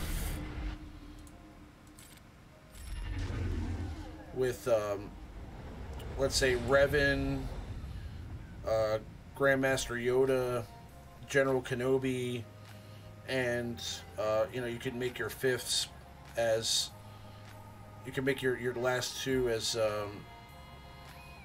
you could probably use Anakin and maybe even maybe even Qui-Gon Jinn, and then I'd use Bastila. Actually, honestly, I'd probably use Jolie Bindo in that team instead of I'd probably use Jolie Bindo instead of General Kenobi on that team. But Qui-Gon's a good call. He's got an assist that will regenerate a little bit of protection too, and health. So that and a dispel. So that's Qui-Gon. If you guys have, or if he has him, that's a good spot for him.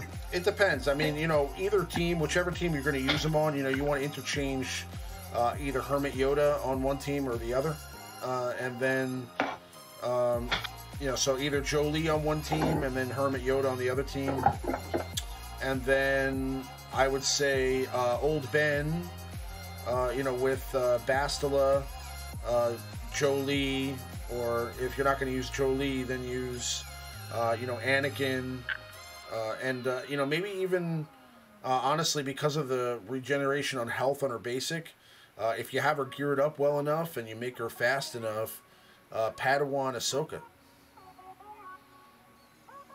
Yeah, if you pair with Anakin, yeah. I think too, like if you're, if you're going so this is another like pitch to get a non-Revan killer, because then you can have, you know, a reliable Revan killer, maybe a backup one, and then you can split your Revan team and your Bastila team so that you can pull Grandmaster Yoda onto your Bastila team and still have like a Revan team that will kill anything on the board except for Revan. You know, you're gonna need your full arena Revan team to be able to kill. Most likely, unless you're magic, and but it'll kill anything else, right? So some of us are magic, okay. But then, you know, then you can kind of like, you can trust that you can kill Revan, and then yeah, for sure. Well, Monk Daddy makes a good point here in the chat. If you don't have the you know, the speed depth, a Hermit Yoda is very, very good for Bastila, because that will get you out first, whereas you don't really need too much help unless you're facing another Revan, with Revan getting out first. So yeah, if you don't have the speed, definitely Hermit Yoda is probably better for Bastila. Captain Obvious says, fact, Jedi Counselor is actually young Jolie Bindo. It's actually quite funny. Good job. Yeah. So, yep. Good luck with your Jedi splitting upping. Let's see. Captain Obvious actually asks the very next question. Did everyone win their TW? This last one was a toughie. Zombie troopers were fun to go against. How'd you guys do in TW? I won in all 4 guilds. Yeah, we won. You run so many accounts. It's crazy. Just a few. I just gave away 3 accounts, so I'm good. I've reduced it down a little bit. We had an amazing couple of territory wars. I'm just super, like, we're on a bit of a high right now. Beat some really tough guilds that we've been waiting to face for a long time. We didn't know if we would, and we, like, super crushed it. So that's awesome. That's awesome. Yeah, proud of the guys. That's twice in a row we won both of these squad boosted territory wars, so that was good. We cleared the board. They actually placed a few of the teams. We placed a few of the teams. It was fun. It's something new. Clones really do seem to be the best of the bunch in terms of those boosts defensively, but the troopers are cool. You can field a Veer's team, and then you can also just split off your shore trooper, like he said, zombie shore trooper. Just put him on any team. You know, the guild we faced actually put Shore Trooper with their Bosks, which was irritating because they now have Bosk and then a Shore Trooper that gets 5 free revives. That was a little bit of annoying, but yeah, that was tough, especially with a few of them. Put them with B2. You're just like, ugh, it was awful. Those are very tough teams to get through, but yeah. Jawas, I didn't really get too much experience with. Mine are not that good. Did they fix the Jawas? Yeah, they did. And, well, last time when I took my Jawas up against a bounty hunter team, it just annihilated them in no time without any issues at all. This time, there was a bit of an issue, and it seemed like in between their burst attack that they would just literally sit there just waiting to get hit. And then it was like, oh my God, stop hitting them. And once they would start going again, then they would just take down a character, and then they'd sit and wait. And then take down another character, and they would sit and wait. In the meantime, their health is going down more and more, until the point where when I got to Dengar, I couldn't take Dengar down. I had to take in another, a couple characters to clean up on that one. They just couldn't take him down. So yeah, they fixed it, and I don't like it. I liked it last time. Well, those of you that have Gear 12 Jawas, enjoy your fun. Nobody else cares. I'm just kidding. I'm just kidding. Wow, last time I ever mentioned anything. Well, they broke them. They juiced them up, and then they took it away from us. So yeah. My Jawas will continue to have 1,500 health and protection and go about 98 speed. So just kidding, Jawa fans. You're gonna get some hate mail. All right. So we'll move on to the quick one here. Captain Obvious. What's your best Revan counter for TW Grand Arena? I would say Night Sisters. I kind of agree with TMoney on this one. I think that Night Sisters are really still the faction that can kind of counter everything. You know, Night Sisters have, you know, the ability to... Sorry, I'm just trying to do two things at once here. But yeah, Night Sisters have the ability to kind of focus on some of the weaknesses of the Jedi team, and I feel like you know, the revive can be really kind of you know, if you're running a 1,000 lead, let's say with Night Sister Spirit, kind of like we were talking about earlier, I think can be you know, beneficial because you know, you're running against a team that also revives, and you know, you have to kind of stand the test of the battle and you know, be able to, you know, take your team through the whole thing, and you know, being able to you know, stick Plague on there. I mean, you really have to, you know, it's going to come down to how you navigate the match and you know, kill orders and things like that. But you know, if you have the team modded well and you know, geared up well, you should be able to take out a Revan team with a Night Sister team. Yeah, you got Night Sisters, and you do have Traya with the Bastila, the Bastila Fallen. You know, you can do your CLS, Han, Chewie, C-3PO, Nest. That one works. You can use Thrawn in place of Nest. You can, you know, you could use the Finn cheese with C-3PO to get you through. There's also the Zal team, right? Yeah. There's a Zal lead that can do it. There is a Tarkin lead that can do it. I mean, it is definitely doable. You know, if you guys are unsure. I think the most reliable one is Traya with Darkside Bastila. I think that's like that's definitely the most consistent of them all. And you can do it with some other teams, but you really have to put arena caliber mods on. But Traya is probably the one that's going to be the easiest to mod and to use with a little practice. If you guys are unsure what to use, just kind of take a peek in your arenas, and if there are teams that aren't Revan in the top 10, 20, you know, just try to do your best to mirror that team. Something you can do, because you can see everybody's mods, how they have them modded. Just kind of figure out the mechanics kind of on your own, but you can just pretty much copy what they've done and try it out for yourself. I know it's not the best advice, but I mean, I've done that. I've done that recently. So I saw somebody using something that was beating Traya and Revan, getting up into the top 5. And did you just call Traya and Revan Trevin? Trevin. beating the Trevin meta. And I straight up copied and stole it. So it's just, I mean, it's, you know, you can learn a lot from your shard mates. That's for sure. But yeah, anybody have anything else fancy they use to beat Revan? Not really. You've pretty much said a lot of the stuff that I use.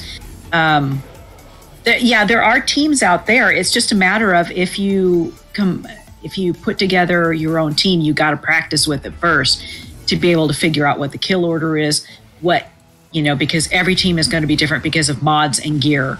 So you got to figure out how to be able to do it and what kill order to do it in to be able to succeed. All right. Moving right along. Ryan Blue Thunder. Order of recommended hard node farms. Assuming he has everything else. Okay, how would you guys farm these characters? Which order? You got Holdo, Visas, Barris, Baze, Critic, and then B2 Battle, or the B2 Bomber. Holdo, Visas, Barris, Baze, Critic, B2 Bomber. Did you get Barris out of the cantina? Yes, you can. Baze, and then I would say Baze and Visas. Baze first, and then Visas.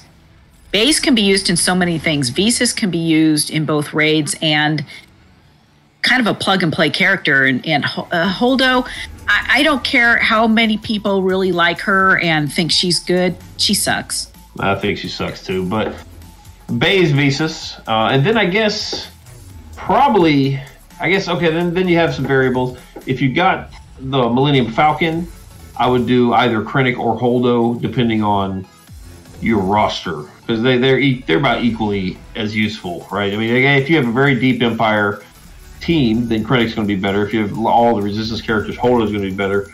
Neither are really that phenomenal. Right. If you did not get the Millennium Falcon, I would probably prioritize the Bomber over both of those. And then, like TMoney mentioned, get Varys elsewhere in the game. Mm-hmm. However, there is they've switched them all around, but I'm pretty sure one of the Varys nodes does have some good gear in it. Well, the Krennic node comes with a ship as well, doesn't it? Yes, I think so. It's been a while. The goodies in there these days. But Holdo's got some good equipment in there too. So, Baze and yeah, she does. Those, yeah, I think Holdo's the best node for equipment. It's almost worth it. Just drops like a stun gun, and is it one of the MK5 eyeballs? Yeah. Yeah. Mm-hmm. So as we talk through this, I'm pretty sure we just told you to farm all of them. So it's I mean, I don't know where your roster is, but really, like, if it's not, in my opinion, unless you have like a really specific plan, if you're not over 4 million farming like Visas and Holdo and Krennic, that's not something that I would recommend. Those are kind of, in my opinion, those are kind of like very specific characters for a specific use. Those are pretty nichey. Niche characters, yeah. I would say kind of like what T said is I would go with Baze first, and then you know, after that, most of the characters you named are pretty niche characters. So I mean, it's going to depend on what you're doing. If you have a Death Trooper and you're trying to put together a good like Thrawn team, you know, you could run Krennic with Death Trooper, put a Zeta on Death Trooper, and that's a pretty good combination to have there. I have that. But besides that, I would say, you know, if you're looking for just a character that can give you some viability, you know, Amilyn Holdo actually does work really well as a tank with the Resistance team if you're running like a Rey Jedi training team.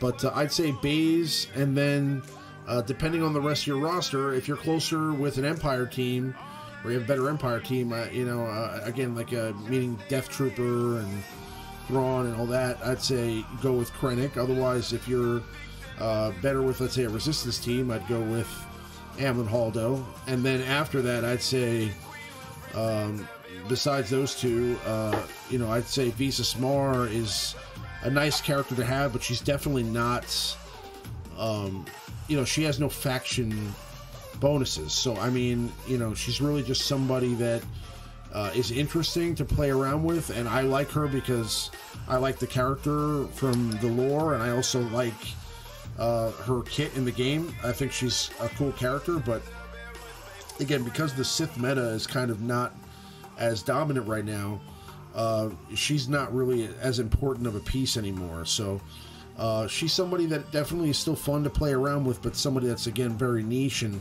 you know, you can, you know, mess around with her and have some fun and throw her into a, you know, a squad, you know, a hodgepodge team for TW or Grand Arena, and she can help you eke out a victory. But again, she's not going to be somebody that should be a priority. That's just my yes. Let's see. All right, Master KT. Keep farming hard. Okay, let me read this first. Keep hard farming new Old Republic characters, or relax. Worried about the misdirect, i.e. Chewie to Jedi Knight Revan. Also, Ordo equals new most underrated character. Excuse me. So, should Master KT keep farming, power farming these new Old Republic characters, maybe in anticipation of some sort of event, or should he or she relax on those? I would say yes, keep farming. I mean, again, you know, nobody knows for sure until we get, you know, an announcement of some sort, but I don't think you'd be in the wrong to do that. I mean, again, it's very rare that they release such a large number of characters in, you know, together like that, and then have them, you know, all be, you know, farmable. You know, it's just, it seems too... It seems too too coincidental for them to all be released together like that.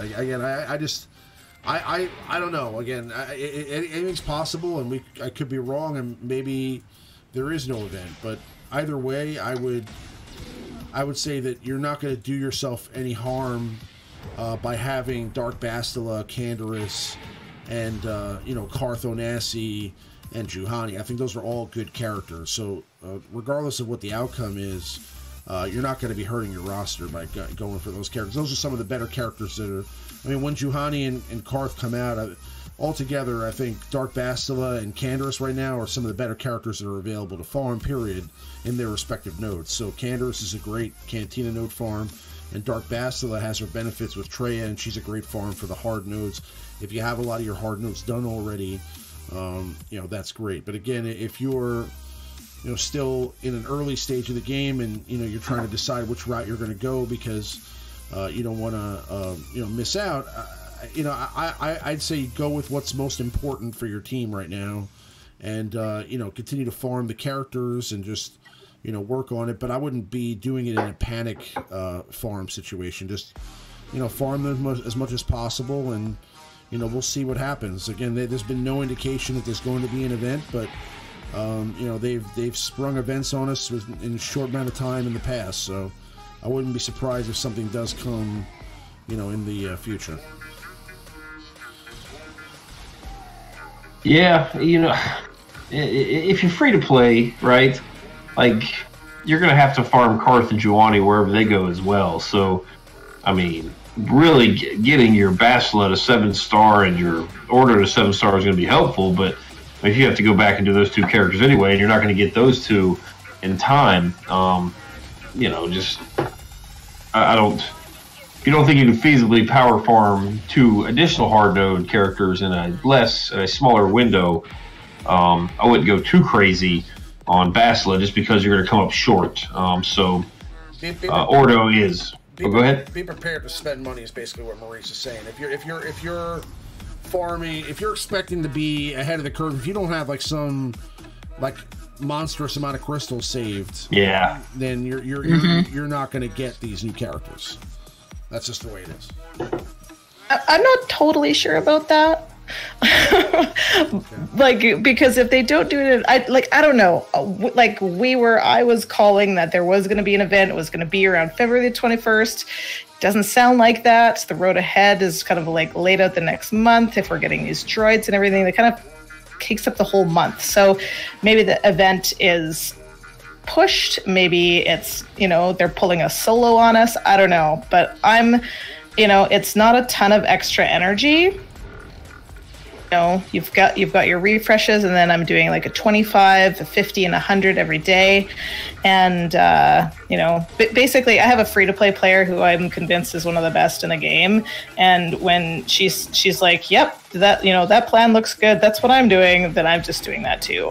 Because she's got a 7-star Millennium Falcon, she had 7-star Revan the first time, she gets all of the characters, and she's never dropped a cent into the game. So I think it's worth a little bit of a gamble, because they're calling our bluff right now is what they're doing, because they know we're onto them, and they know that we're all farming because we all got screwed by Revan the first time, and so they're bluffing us. So what do you think? Are you going to buy their bluff, or are you going to go all in? So I'm personally going all in. Yeah, me too. All right. And yes, Ordo is underrated. I didn't put him on the list tonight just because he's so new and nobody really has him to prove. No one really has him developed enough to say that he sucks. So he's coming, guys. He is a monster under that Carth lead of the Zeta. He is unbelievable how many times he goes. It is disgusting. What an annoying. Oh, he's going to be annoying. Goes and goes and goes and goes and goes and goes with 60% health steal in an Old Republic team. Have fun with that. Be easy to beat, though. We just made a video on it. Yeah, 3 versus 3 without Ordo.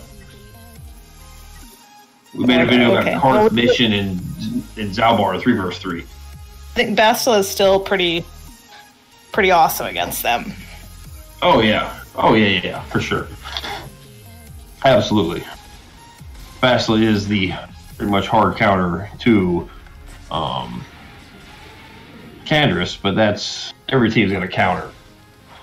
So. I just feel like they're going to be a little flash in the panty. Hoping anyway. I don't want to farm them. Not right now. Oh, I've already got him gear 12 with 2 pieces on him with 360 mods on him. I'm all in Ordo. You're done. You're done. Yeah, so I like him. He'll be on the future underrated Maurice's Homer list. So we got a couple more here. We got okay. I used 3 MILF every day to get number 1. Soft move or boss move? From DSP. What DSP is talking about there?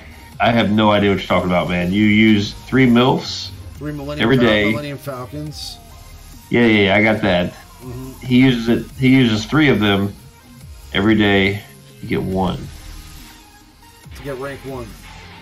So you use 3 battles every day to get rank 1? Oh, that's not bad.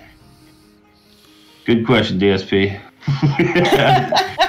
If you're still here, man, try to rephrase it a little bit. We can answer it. I'm not sure what that means.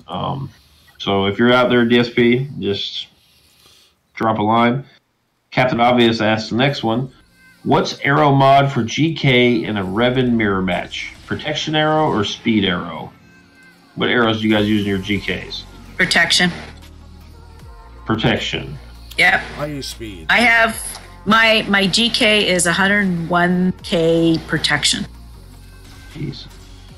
Wow. Yeah, with 59% armor and 76, I think, percent tenacity. 76 or 79%. You see, I kind of rely on GK's calling assist, so I kind of want him to go a little bit more frequently. I find for me that he just ends up standing there most of the time. So I thought, you know what, I'm super duper tanky, and just let him sit there and take all these hits, and he does not go down very fast. I run a speeder on him, but after listening to 100k plus protection and 60 armor, that sounds pretty sexy to me. I think I'm gonna give that one a shot.